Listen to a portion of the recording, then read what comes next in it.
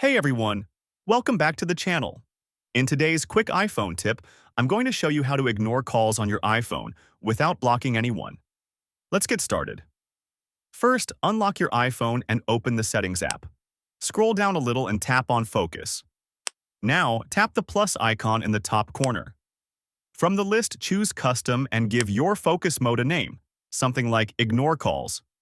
After naming it, tap Next, then tap Customize Focus. On the next screen, tap People. Select Silence Notifications from, then tap Add People. Here, choose the contacts whose calls you want to ignore and add them to the list. Once you're done, go back. Scroll down and tap on Focus. Make sure your new focus mode is turned on. Now go back to Settings. Scroll down and tap on Apps. Next, scroll down again and select Phone. Then keep scrolling until you find Unknown Callers and simply toggle it on. That's it. Calls from those selected people will now be silenced without blocking them. And that's how you ignore calls on iPhone the easy way. If this video helped you, don't forget to like, share, and subscribe for more simple iPhone tips. Thanks for watching.